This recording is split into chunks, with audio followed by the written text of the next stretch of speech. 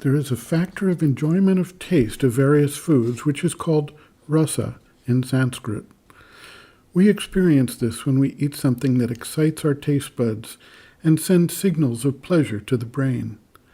For many people, the sweet taste, and more particularly the taste of rich chocolate, seems to occupy such a position. Others, however, may find enjoyment in any of the other primary tastes identified by Ayurveda: salty, sour, sharp or spicy, astringent, or bitter. Some of these tastes are considered to impact the doshas, or predominant elements active in the being, vata, pitta, kapha, to the extent that they both satisfy the taste buds and positively impact the doshas.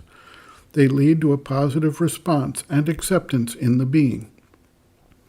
Many times, spiritual seekers who take up the practice of yoga, in their attempt to bring the vital nature under control, will attempt to suppress enjoyment of any kind as being somehow unspiritual.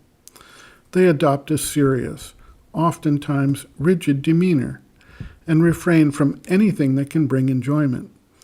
This, however, whether related to the enjoyment of taste or other forms of enjoyment, is an extreme reaction that suppresses the natural state of enjoyment native to every human being.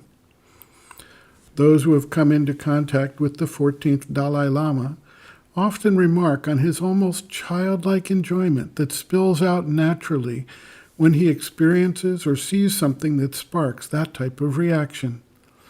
We also see young children experiencing enjoyment from not only tasty foods, but from their games of play and their experience of animals, their experience of the scent of flowers, and through many other reactions that express the real ananda that underlies all life, and which expresses itself, albeit imperfectly and incompletely, in the mental, vital, physical realm as enjoyment.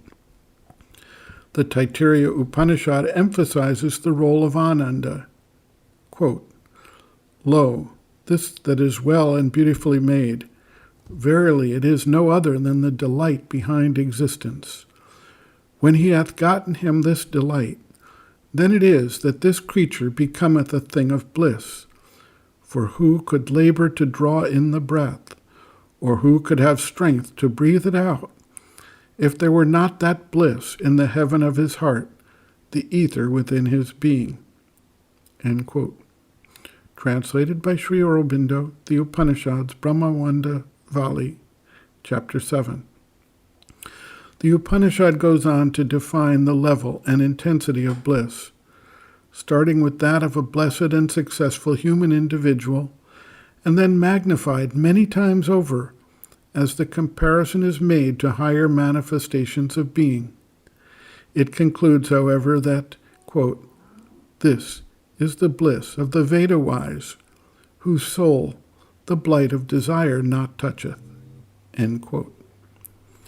This leads us to conclude, then, that it is not the enjoyment of taste or other forms that ananda may take in the human being, but the attachment and the grasping that comes with desire and the vital nature that needs to be eliminated.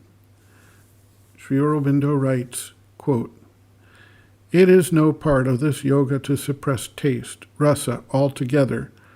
What is to be got rid of is vital desire and attachment, the greed of food, being overjoyed at getting the food you like, sorry and discontented when you do not have it, giving an undue importance to it.